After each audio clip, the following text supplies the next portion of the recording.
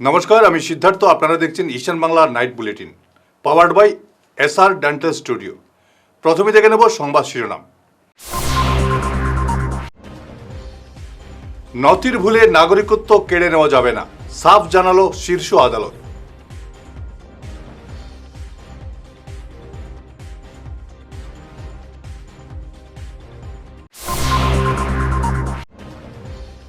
শিলচরে জেলাশাসকের কার্যালয়ের সামনে জীবিকা সখীদের বিক্ষোভ।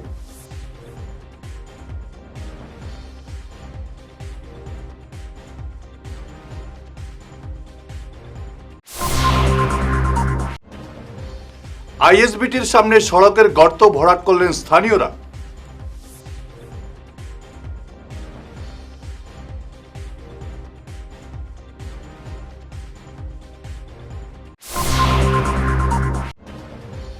চুরি যাওয়া 15 লক্ষাধিক টাকার ঠান্ডা পানীয় উদ্ধার হাইলাকান্দিতে, আটক এক।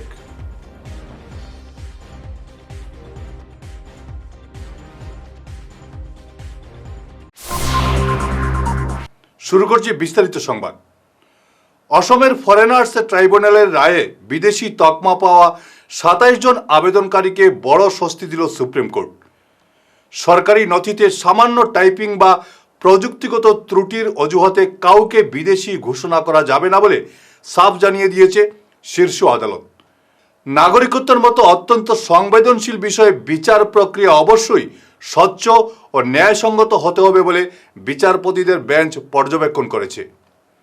এই নির্দেশের ফলে আপাতত সংশ্লিষ্ট ব্যক্তিদের বিরুদ্ধে কোনো কঠোর ব্যবস্থা নেওয়া যাবে না।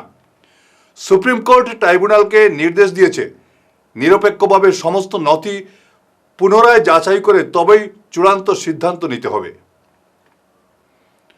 শিলচর রামনগরে আইএসবিটির সামনে সড়কের বিশাল অংশের পিচ উঠে সৃষ্টি হওয়া গর্তে জল জমে ভয়ানক অবস্থা হয়েছে। এতে দুর্ঘটনার আশঙ্কা যেমন রয়েছে, তেমনি জনদুর্ভোগ চরমে পৌঁছায়।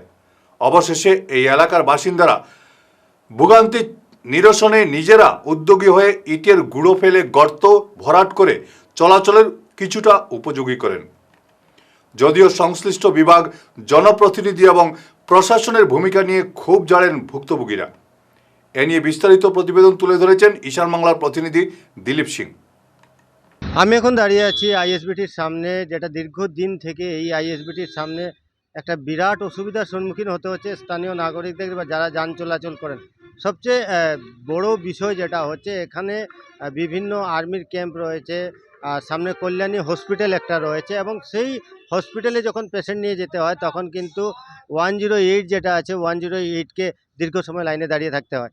এবং এই অবস্থা একেবারে বাজে অবস্থা আমরা বলতে পারি। শিলচর শহরের অন্যান্য যে রাস্তাঘাটগুলো রয়েছে সেটার অবস্থা আমরা সবাই জানি, কিন্তু বিশেষ করে এই এলাকার আইএসবিটির সামনে, কারণ দূর দূরান্ত থেকে এখানে জনসাধারণ আসেন, বিভিন্ন জায়গায় যান, এবং সেই জায়গায় যেতে হলে কতটা অসুবিধার সম্মুখীন হতে হয় সেটা আমার বলে দেওয়ার কোনো যুক্তি আমি মনে করছি না। আমি দেখাবার চেষ্টা করছি, ভিডিও চ্যানেলে আপনাকে দেখাবে। এই হচ্ছে বর্তমান পরিস্থিতি, এবং এই পরিস্থিতি যে এখানে যে কোনো মুহূর্তে যে কোনো ধরনের বড় দুর্ঘটনা ঘটে যেতে পারে।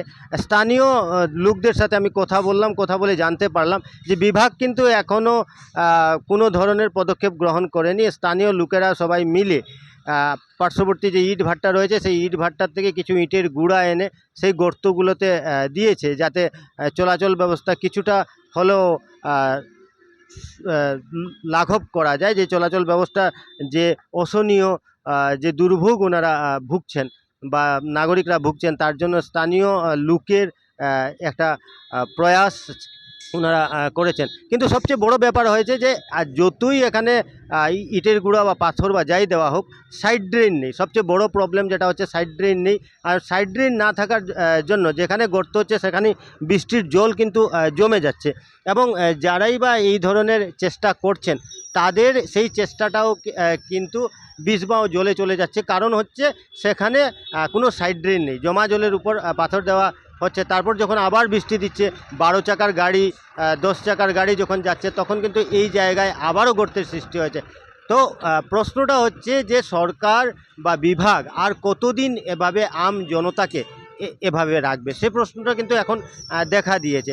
এবং চাপা একটা ক্ষোভ রয়েছে বিভিন্ন লোকের মধ্যে, স্থানীয় নাগরিকদের মধ্যে। ওনাদের বক্তব্য, আর কতদিন ধরে আমরা এভাবে থাকবো, এইভাবে আমাদের এই সমস্যার সমাধান হবে না, এবং আর কত আমরা মেমোরেন্ডাম বা আর কত আমরা জনপ্রতিনিধিদের বারবার মনে করিয়ে দেব যে আমরা অত্যন্ত দুঃখে আছি, আমাদেরকে একটু সহায়তা করুন। ন্যায্য বেতন, চাকরি স্থায়ীকরণ সহ 13 দফা দাবিতে সোমবার শিলচরে জেলাশাসক কার্যালয়ের সামনে বিক্ষোভে কাঁপালেন ASRLM এর অধীন জীবিকা সখীরা। বিক্ষোভ সমাবেশ থেকে নানা স্লোগান দেওয়া হয়। এদিন জেলার বিভিন্ন প্রান্ত থেকে 1600 জীবিকা সখী, পশু সখী, ব্যাংক সখী এবং কৃষি সখী এতে সামিল হন। বিক্ষোভকারীরা স্পষ্ট জানিয়ে দেন, সরকার তাদের দাবি শীঘ্রই পূরণ না করলে আরও বৃহত্তর আন্দোলন গড়ে তোলা হবে। পরে মুখ্যমন্ত্রীর উদ্দেশ্যে জেলাশাসকের হাতে দাবি সংবলিত স্মারকপত্র তুলে দেওয়া হয়। SRM ডিপার্টমেন্ট থেকে এসেছি আমরা, সবাই এখানে সখীরা আছে, জীবিকা সখী, কৃষি সখী, পশু সখী, ব্যাংক সখী। আমরা একটা বিশেষ কাজের জন্য এসেছি, তার ফিক্স স্যালারির মানে ঠিক করার জন্য আমরা এসেছি। কারণ কি আমরা বিগত 2012 থেকে আমরা SRM এর সাথে যুক্ত আছি, কিন্তু কোনো ধরনের আমাদের ফিক্স স্যালারি নাই। আমাদের যে ক্লেমটাও করানো হয় সেটা অনেক কম, মানে আমাদের ফিল্ড লেভেলে কাজ করানো হয় 20-25 হাজার টাকা, কিন্তু তার পরিবর্তে আমরা 2000ও মাইনে পাইনি। তার জন্য আমরা এখানে যত সব ক্যাডার আছে আমাদের পুরো কাছাড় ডিস্ট্রিক্টের, যারা আমরা সব কৃষি সখী, পশু সখী সবাই আমরা অ্যাসোসিয়েশন মিলে, জীবিকা সখী মিলে, সবাই মিলে আমরা আজকে এই স্ট্রাইক করার জন্য আমরা ডিসি স্যারের অফিসে এসেছি, মেমোরেন্ডামও জমা দেবো এখানে। অনারেবল CM স্যারের কাছে একটা রিকোয়েস্ট, স্যার প্লিজ আমাদের যে কাজের যেটা আছে সেটা একটা ফিক্স স্যালারিটা করে দিন। কমসে কম আমাদের 25,000 টাকা মাইনে চাই। কারণ কি আমাদের অনেক কাজ করানো হয়, সকাল থেকে রাত্র 10টা অবধি আমাদের কাজ করতে হয়, কিন্তু তার পরিবর্তে আমরা 2000-3000ও পাইনি। তো সেটা পসিবল হয় না, এত কম টাকায় কাজ কি সম্ভব? সেটা তো হয় না। অনেক দিন করেছি, প্রায় 10-12 বছর কাটিয়ে দিয়েছি, কিন্তু এখন আর পারছি না।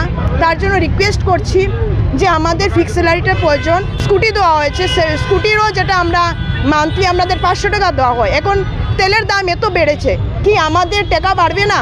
তা বছরে আমি 6000 পাই, তার জন্য আমাদের তেলের খরচ যায় বছরে 25-30 হাজার টাকা। SRL ডিপার্টমেন্টের জীবিকা সখী পোস্টে আমরা কাজ করলাম। আমরা প্রথম SHG বানাইছি, আর SHG বানানোর পরে আমরা বিও বানাইছি, বিও থেকে CLF। রেগুলার বেসিসে কাজ একটার পরে আরেকটা বাড়তে থাকে। আর আমরা যে আদার্সে যেগুলো কাজ করা হয় এগুলার কাজের আমরা ক্লেম সময়মতো পাই না। এই জন্য আমরা এইখানে উপস্থিত ডিসি স্যারের সামনে আমরা অনুরোধ করবো, তাই না যেমন আমরা যেগুলো বেতন পাই না, বেতনভোগী না মাসে 2000-3000 পাই, কিন্তু এগুলো আমরা সন্তুষ্ট না। কিন্তু একটা মহিলা রাইতে দিনে যখন কাজ করব তখন আমরা মানে ঘরের মধ্যে অনেক ঘর থেকে পয়সা নিয়ে গাড়ি ভাড়া দিতে হয়। সরকার স্কুটি দিছে, স্কুটি তো আমরা এই বসে চালাইতে পারি না, কিন্তু এর মধ্যে যদি আমরা বেতনটা বাড়াইতো তখন আমরা খুব খুশি হইলাম না। কিন্তু আমরা সব মানে একজনের পর একজন আদার্সে খালি কাজ দিতে, তাকে দিনে রাতে কাজ করো, কিন্তু কাজটা শেষে অফিসে গেলে গাইল খাও, আর ঘরে গেলেও গাইল খাইতে লাগে আমরা মহিলারা। ঠিক আছে, প্রত্যেক মাসও বেতন ফিক্স করতো। CM স্যারের অনুরোধ করবো, অতদিন আমরা ডিমান্ড মানে ফিক্সড হইব না, অতদিন আমরা এখানে আইয়াছে না, প্রত্যেকদিন ধর্ম আমরা কাজ রেগুলার করবো না। 15টা ব্লকে মিলিয়ে কাছাড় ডিস্ট্রিক্টে একটা অ্যাসোসিয়েট কমিউনিটি বানানো হয়েছে, যেটার মধ্যে আমরা প্রত্যেক মাসে যে আমরা মানে স্যালারিটা আর কি, স্যালারি যে আমরা নাই, ফিক্স স্যালারি একটা নাই, আমরা রইল ক্লেম সিস্টেমে করা হয়। তো ক্লেম সিস্টেমটা মানে আমরা নিজের মানে সবাই আলাদা আলাদা পোস্ট আছে, কিন্তু পোস্ট হিসাবে সবার অ্যাক্টিভিটি আলাদা আলাদা আছে। তো মানে অ্যাক্টিভিটির আমরা ক্লেমটা করতে পারি নাই, কারণ অন্য কাজ অনেকটা দেওয়া হয় আমার কাছে, অনলাইন কাজ অনেকটা দেওয়া হয়, যেমন আদার সিটিং ওইগুলো আমরা কাজ না, তবু আমরা দেওয়া হয়। DLC করা হয়, ওইগুলো আমরা ঘরে ঘরে গিয়ে করতে লাগে, অন্য কামগুলো অতগুলো আমরা করতে দিই। তো ওই হিসাবে আমরা বিনিময়টা সঠিকভাবে আমরা দেওয়া হইতো আর কি না। আমরা ডিমান্ড হইল CM স্যারের কাছে যে আমরা স্যালারিটা ফিক্স করতো, ক্লেমটা রাখতো না। এটাই বুঝিয়ে মানে আমরা কাজের হিসাবে সাড়ে একটা ফিক্স একটা স্যালারি রাখতো। হাইলাকান্দির যুবাদের সামরিক বাহিনীতে যোগদানের উপযুক্ত করে তোলার লক্ষ্যে বিধায়ক ডক্টর মিলন দাসের উদ্যোগে মণিপুর চা বাগান খেলার মাঠে 22 দিনের শারীরিক প্রশিক্ষণ শিবিরের আয়োজন করা হয়েছে। প্রতিদিন ভোর 5টা থেকে সকাল 7টা পর্যন্ত এই প্রশিক্ষণ দেওয়া হবে। আগ্রহীদের নাম নথিভুক্ত করার আহ্বান জানিয়েছেন আয়োজকরা। শিবিরে রয়েছে যুবাদের জন্য পুষ্টিকর খাদ্যের ব্যবস্থাও। মিলন দাস আশাবাদী, এতে অনেক যুবক সেনা আধা সামরিক এবং পুলিশের চাকরি পেতে সক্ষম হবেন। যে আসাম সরকার আগামী 5 বছরে যে নতুন 2 লক্ষ নিযুক্তি দেবে, তার মধ্যে অনেক নিযুক্তি আমাদের পুলিশ বিভাগে হবে। এই পুলিশ বিভাগে যাতে আমাদের স্থানীয় যুবক যুবতীরা যাতে পায়, সেই জন্য তাদের প্রশিক্ষণের প্রয়োজন আছে। বিগত বছর আমরা এরকম প্রশিক্ষণ শিবিরের আয়োজন করেছিলাম। হাইলাকান্দি শহরে একটা হয়েছিল, কালাচড়া হয়েছিল, লালা শহরে হয়েছিল এবং কাটলিচড়াতে করেছিলাম। বিগত বছর আমাদের প্রায় 3500-এর মতো যুবক যুবতীরা এই প্রশিক্ষণ শিবিরগুলোতে অংশগ্রহণ করেছিল। এইবারই একইভাবে মাননীয় মুখ্যমন্ত্রী ডক্টর হিমন্ত বিশ্ব শর্মার প্রেরণা স্বরূপ ওনারই প্রেরণায় আমরা এবার বিধায়ক আমার নিজের উদ্যোগে আমাদের যে টিম রয়েছে, জেলার যারা আমাদের কার্যকর্তারা রয়েছে, বিভিন্ন মোর্চারা রয়েছে, আমরা সবাই একসাথে মিলে এবার মণিপুর যে আমাদের খেলার মাঠ, যে মাঠে এই মুহূর্তে আমরা রয়েছি, এই মাঠে আগামী 18 তারিখ থেকে 22 দিনের একটা শারীরিক প্রশিক্ষণ শিবির হবে। এই প্রশিক্ষণ শিবিরে পুলিশের ব্যাটালিয়ান ক্যাম্প থেকে আমরা কমান্ডোর ব্যবস্থা করব। সিআরপিএফ থেকেও ট্রেনাররা থাকবেন। সিআরপিএফ, পুলিশ এবং ব্যাটালিয়ানের যারা আধিকারিকরা রয়েছেন, ট্রেনাররা রয়েছেন, ওনারা আগামী 22 দিন আমাদের এই অঞ্চলের, বিশেষ করে ঘাড়মুড়া, রামনাথপুর, দত্তপুর, আমাদের মাধবপুর, আমাদের ধলাই বাগান, সোনাচড়া, রূপাচড়া, আমাদের কাটলিচড়া, রাঙ্গাবাগ জিপি, হরিশনগর, নিষ্কল, মণিপুর, এই যে আমাদের প্রত্যন্ত অঞ্চল, এই অঞ্চলের যারা যুবক যুবতীরা আছেন তাদেরকে প্রশিক্ষণ দেবেন এবং এই প্রশিক্ষণ তাদেরকে সাহায্য করবে। ফিরে আসছি ছোট্ট বিরতির পর, সঙ্গে থাকুন। আপনার হাসিকে আরও উজ্জ্বল এবং সুন্দর করতে বরাক উপত্যকায় এখন সবচেয়ে উন্নত dental care SR dental studio. আমরা নিয়ে এসেছি সম্পূর্ণ ডিজিটাল ডেন্টাল ইকোসিস্টেম। আমাদের পরিষেবা একাধারে অ্যাডভান্সড, অ্যাকিউরেট এবং অ্যাসিওর্ড। আর আপনার জন্য রয়েছে একটি বিশেষ সুযোগ। আমাদের স্টুডিওতে দাঁতের চেকআপ করানো যাবে সম্পূর্ণ বিনামূল্যে। আপনাদের অনুরোধে আগামী 31শে জুলাই পর্যন্ত এই সময়সীমা বাড়ানো হয়েছে, তাই দেরি না করে আজই চলে আসুন। আমাদের ঠিকানা সিলচার রঙিরখাড়ি পয়েন্ট, এসআর মেট্রোর উপরতলায়। বিস্তারিত জানতে ফোন করুন 8638246619 নম্বরে। এসআর ডেন্টাল স্টুডিও, আধুনিক হাসির নয়া ঠিকানা। শহর বদলায়, ফ্যাশন বদলায়, কিন্তু কিছু আবেগ চিরকাল অমলিন। শিলচরের খান জুয়েলার্সে পা রাখতেই সেই আভিজাত্যের ছোঁয়া অনুভব করলাম। শান্ত পরিবেশ, মার্জিত ডেকোরেশন আর হীরা সোনার এক অনন্য সংগ্রহ। প্রতিটি গয়না যেন নিখুঁত শিল্পকর্ম। আধুনিক এক্সক্লুসিভ ডিজাইনের সঙ্গে রয়েছে 51 বছরের অটুট বিশ্বাস ও ঐতিহ্য। মায়ের জন্য ভালোবাসার উপহার হোক বা জীবনের বিশেষ মুহূর্ত, খান জুয়েলার্স মানেই স্মৃতিকে করে তোলা আরও মূল্যবান। আপনি কবে আসছেন আপনার প্রিয় মুহূর্তটি সাজাতে? বিরতির পর আবারও আপনাদের স্বাগত জানাচ্ছি ঈশান বাংলা নাইট বুলেটিনে। লায়ন্স ক্লাব অব বদরপুর গ্রেটারের installation of club officers and board of ডিরেক্টরসের সভা হয় রোববার। অনুষ্ঠানের প্রধান অতিথি ছিলেন BS রাঠুর। পৌরোহিত্য করেন প্রাক্তন সভাপতি মুকেশ কুমার আগরওয়াল। এদিন সর্বসম্মতিতে নতুন সভাপতির দায়িত্ব দেওয়া হয় ডাক্তার স্বপন কুমার দাসকে। ভাইস প্রেসিডেন্ট যথাক্রমে এনামুদ্দিন আশিস তুষিয়ানাল, পবন কুমার তুষিয়ানাল, সম্পাদক সপ্তর্ষি দে, যুগ্ম সম্পাদক সমরজিৎ চক্রবর্তী এবং কোষাধ্যক্ষ অনুপম ঘোষ। মেম্বারশিপ চেয়ারপারসন নিশা আগরওয়াল। অন্যান্য পদাধিকারীরা হলেন সন্তোষ তুষিয়ানাল, রতীশ কুমার রায় ও অভয় জৈন, সমীন্দ্র পাল, প্রদীপ্ত কুমার দে, মুকেশ আগরওয়াল, লুৎফুর রহমান, চিরন্ময় পাল চৌধুরী, গুরুনন্দন ঘোষ, সুজিত কর প্রমুখ। क्यों? क्योंकि उनके अंदर वो विश्वास और भावना और सच्चाई नहीं रहती। लेकिन मैं जहाँ आया हूँ दोस्तों, ये एक ऐसी जगह पे आया हूँ जहाँ एक रिश्ता भरोसे का है, एक सफर खुशियों का है, और वो है उपहार ही उपहार, वेरी स्ट्रॉन्ग सीमेंट। और जिसके आज हमारे डायरेक्टर, हमारे अध्यक्ष के रूप में विराजमान है। मुकेश जी के बारे में यही कहूँगा, मृदुभाषी, इतना मीठा बोलते हैं दोस्तों, हर वचनों पे पक्का खरा उतरते हैं। और ऐसे लोगों के बीच में जब मैं आता हूँ, मुझे ऐसा लगता है कि ये मेरा जीवन भी बन गया, क्योंकि आप जैसे लोगों के बीच में रहते हैं ना, आप वैसा ही बन जाते हैं दोस्तों। গুয়াহাটি থেকে ইম্ফল যাওয়ার পথে নিখোঁজ হওয়া 15 লক্ষাধিক টাকার ঠান্ডা পানীয়ের বিশাল একটি চালান হাইলাকান্দি থেকে উদ্ধার করেছে পুলিশ। যৌথ অভিযানে কোকা কোলার 1100 কার্টুন উদ্ধার সহ মুক্তাদুর রহমান চৌধুরী নামে একজনকে গ্রেফতার করা হয়েছে। ট্রাক চালক সহ চক্রের অন্যান্য পলাতকদের সন্ধানে অভিযান অব্যাহত রয়েছে। এটি একটি পরিকল্পিত চুরির ঘটনা বলে প্রাথমিক তদন্তে জানিয়েছে পুলিশ। রামকৃষ্ণনগর সার্কলের কালাচড়া প্রাকৃতিক জল নিকাশি ব্যবস্থা অকার্যকর হয়ে পড়ায় বিহারিডালা সহ সংলগ্ন এলাকায় প্রায় 1200 বিঘা কৃষি জমি দীর্ঘদিন থেকে জলমগ্ন। রাতাবাড়ি ও কাজিরবাজার এলাকায় ছড়া ভরাট ও বাঁধ ভেঙে দীর্ঘ 7 বছর ধরে এই এলাকা চাষাবাদের অযোগ্য হয়ে পড়েছে। এতে চরম সংকটে পড়েছেন শতাধিক কৃষক পরিবার। অন্নদাতাদের এই দুর্দিন কাটাতে অবিলম্বে কালাচড়া সংস্কার ও বাঁধ মেরামতের দাবি জানিয়েছেন এলাকাবাসী। আমাদের সমস্যা হলো আমাদের এখানে 5-6টি গ্রাম জলের কারণে অনেক অসুবিধায়, কেননা 5-7 বছর আগে যে জমিতে আমরা ক্ষেত কৃষি করে নিয়েছি এটা এখন সব সময় জলের নিচে থাকে, প্রায় 1200-1300 বিঘার মতো। এখানেও কোনো ক্ষেত কৃষি করা হয় নাই, পাট্টার মাটি।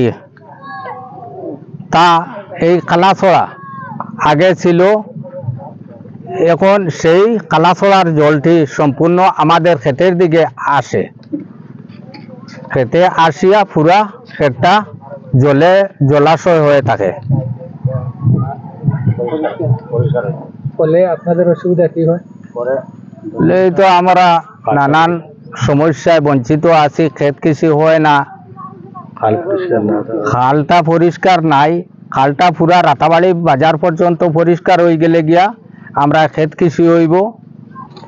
বিয়াইডালা এবং ফেসালা, হুনাইরভার, নাথবস্তি, সোনালা এই 6-7 গাঁওর মাঝে আমরা 7-8 বছর থাকি খেতন না, মানে কালাছড়ার বাঙ্গার কারণে আমরা ওখান 6-7 বছর থাকি মানুষ, অনেক মানুষ উবাস হইয়া যায়।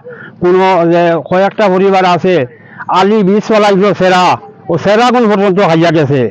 এর বাদে ও বস্তির কয়েকজন মানুষ আরও, তারাও সব সময় আমরা লগে থাকলেও তারাও হয় কোনো খাটটা হয় না কালাছড়ার। নাথবস্তির কয়েকজন মানুষের কয় কালাছড়ার কাজটা যদি হয়ে যেত তে আমরা সারাই দান হইয়া মানে এখানে বস্তি লইয়া ও 7 গাঁও 6 গাঁও লইয়া এই খালাছড়া ও আলিপুর বাগানো বাজার থাকি লইয়া ও সুগার মিল পর্যন্ত যদি বাঁধ হয়, সুবেদি বাঙ্গা যদি বাঁধটা হয়ে যায় তাহলে 6-7 ঘর মানুষ আরামে। অনেক মানুষ আছে বর্তমানে উভাসর, ও বাড়ি থাকি আমরা চাউল টাইল দিয়া বর্তমানে খাইয়া যাইছে ওলা অবস্থা। ও বাঁধটা যদি হয়ে যায় তাহলে আমরা মনে করো 7 ঘর মানুষ সুখে থাকলাম, মানে আমরা বড় কষ্ট করিয়া বড় দুঃখ করিয়ার ও বাঁধর কারণে। শেষ করার আগে সংবাদ শিরোনাম আরো একবার। নথির ভুলে নাগরিকত্ব কেড়ে নেওয়া যাবে না, সাফ জানালো শীর্ষ আদালত।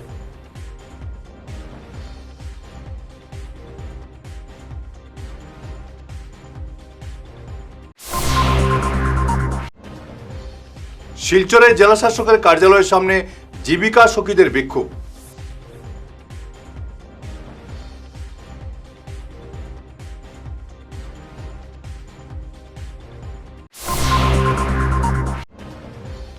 আইএসবিটির সামনে সড়কের গর্ত ভরাট করলেন স্থানীয়রা।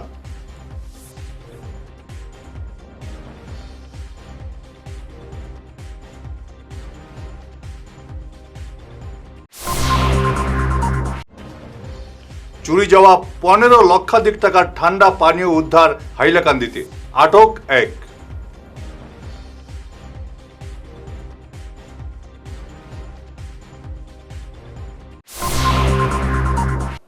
আজকের মতো নাইট বুলেটিন এ পর্যন্তই। নমস্কার।